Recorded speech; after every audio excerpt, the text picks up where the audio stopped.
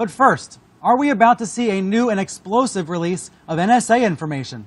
And here's an even bigger question. Has another source come forward, possibly inspired by Edward Snowden? Let me back up a moment here and clarify. Glenn Greenwald is the reporter who first broke the Edward Snowden surveillance story and who helped Snowden publish all of those NSA revelations that have shaken U.S. relationships around the world and revealed to all of us just how extensively the government is collecting our personal data. He'll be joining me in a moment as he prepares to release material we have not seen yet before on his new website. Meanwhile, Greenwald is preparing to come back to the United States in spite of the fact that he could be arrested as soon as he lands. Several lawmakers have said that he may be guilty of aiding and abetting a felon. Journalist Glenn Greenwald joins me now from Rio de Janeiro. Glenn, thank you for being here. I'm not sure if I can hear Glenn, but I think you can hear me, so I'm going to try to ask you my first question. And it involves your new website, which is going to be coming online in a couple of days. Will you be revealing new information about these surveillance stories on the site? Sure. There's a lot more really significant stories left to reveal, as we've said for quite some time. That continues to be true, and a big part of why this appeals to us so much, namely the opportunity to build a new website, a new media outlet really, is to be able to continue aggressively reporting on these materials that have informed democratic debates around the world. And are all of the stories you'll be publishing starting this week all based on the Snowden documents, or have new sources come forward?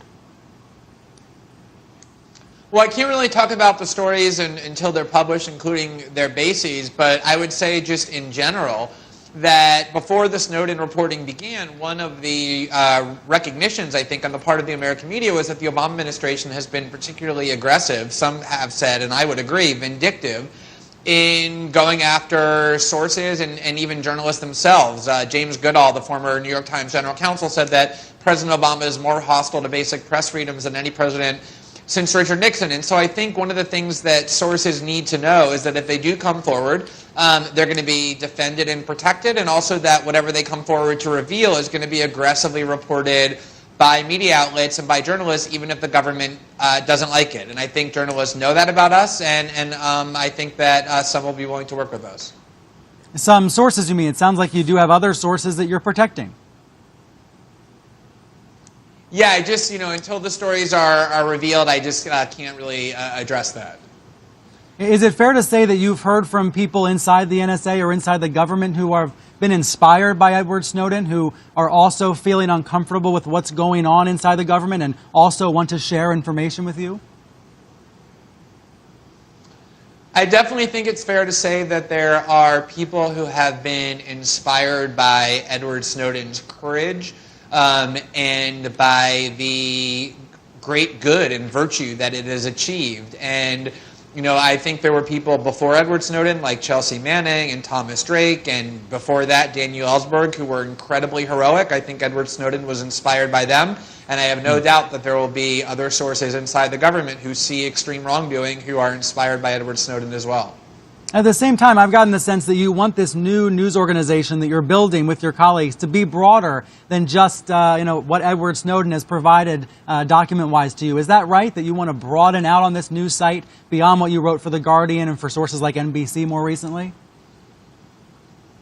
Oh, definitely. I mean, before Edward Snowden was my source, I wrote about a whole range of topics, civil liberties abuses and secrecy abuses, inequality in the United States, and we're certainly going to continue to focus on issues like that as well as broader issues. We have journalists who have been at the top of their field reporting on criminal and civil justice abuses and a whole variety of other topics. To us, what we're really about is this journalistic ethos that people in power, more than anything else, need adversarial checks from those in the media. That's why the First Amendment guarantees a free press. We believe that kind of transparency brings accountability, and that's really been missing from the American political class, which is why there's been so much, not just ineptitude, but corruption, and that's something that we hope to contribute to rectify.